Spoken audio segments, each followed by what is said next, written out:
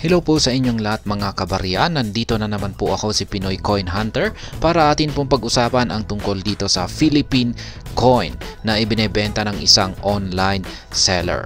At ayan, ito po ay isang 1 piso coin na may taong 2018. At new generation coin po ito, bagong-bago po ito at ito po ay kasalukuyang ginagamit natin sa sirkulasyon. Ngayon ay ang dahilan kung bakit po ibinebenta ito ng isang online seller ay mapapansin po natin na meron siyang error or maling pagkakagawa rito. Sa mga hindi po nakakaalam ay meron po talagang mga kolektor ang interesado or nagkakaroon na meron po silang interest na bumili or mangolekta ng mga error coin, yung may mali sa kanilang pagkakagawa. At kung pagmamasdan natin itong mabuti ay mapapansin po natin na meron nga itong pagkakamali at ito po ay nasa kanyang mint mark. Ayon po kay online seller ay ito meron na po siyang double mint mark. Ayan, isa po rito. Yan, nakikita po natin dito at ito po yung talagang mint mark niya ay ayan, yung nandito po talaga. Yung kanyang pangalawang mint mark ay nandito po siya. Ayan, katabi ng numerong 1. Kaya ito po yung kanyang pinaka-error dito. Yung kanyang ikalawang mint mark dito. Kaya ayan, kung pag-i-check po kasi natin kay Numista. Check po natin yung sample ni Numista. Ayan po siya. Yan, nandito po yung talagang original na location ng mint mark at wala po rito. At saka isa lamang po talaga ang mint mark ng mga barya. Kaya yan, double mint mark po siya. Yan po yung kanyang error coin.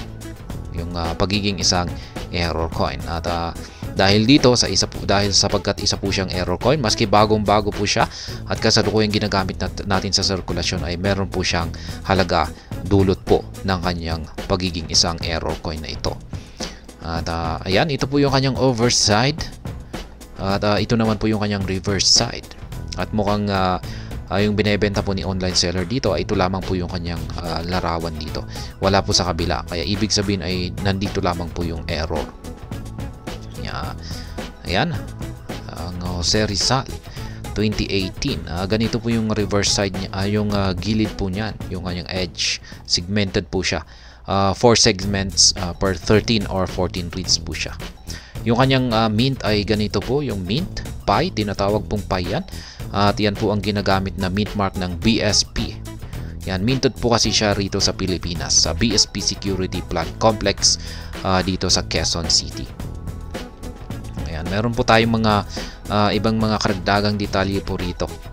Yan, dito po talaga yung original na location ng mint mark. Tapos meron din pong mga iba ay bahagyang nandito po sa itaas. Hindi po siya nakasagad dito sa gilid.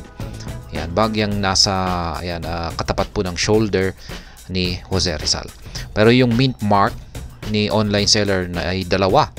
Yung isa ay nandito at saka yung isa ay katabi po ng numerong 1. Kaya kaiba po talaga yung kanyang mint mark. Yung mga 2018 ay ayan, yung mga 2018 po talaga ay yan, yung depende na rin yung kanyang mint mark.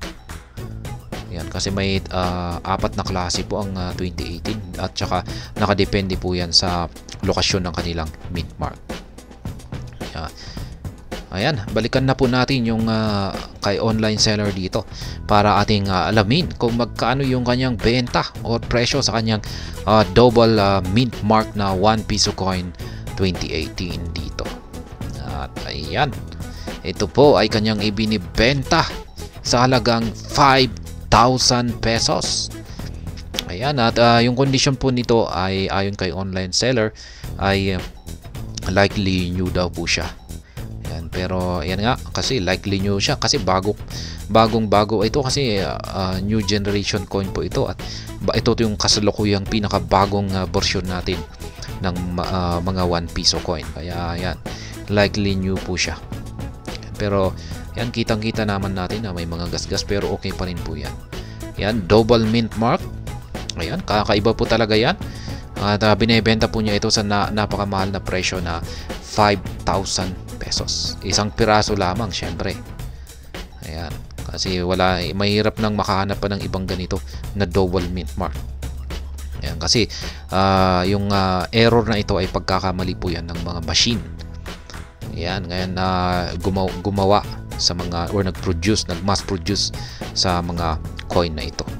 Kaya kung pag may error coin ay bihira na pong makahanap pa ng katulad niyan. Kaya mukhang nag-iisa na lamang ito, kaya mahal yung kanyang presyo. Nasa 5,000 pesos. Kaya ayan, maski mga new generation currency ay may halaga pa rin ito para sa mga kolektor. Basta ito ay may error. Ayan, maski ito ay basta ito ay isang error coin. Kaya yan pong muli,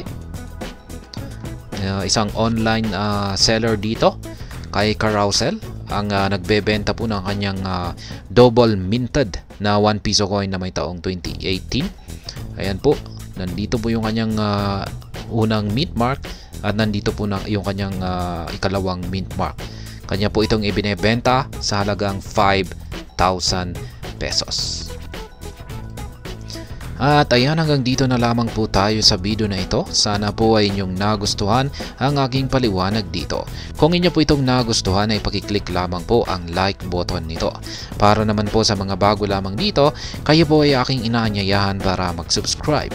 Pakiclick na rin po ang bell icon nito dahil ito po ang siyang magsisilbing notification nito sa mga bago kong videos na akin pong in-upload sa aking YouTube channel na ito. Marami pong salamat sa panunood, ingat po tayo lagi at God bless po sa ating lahat.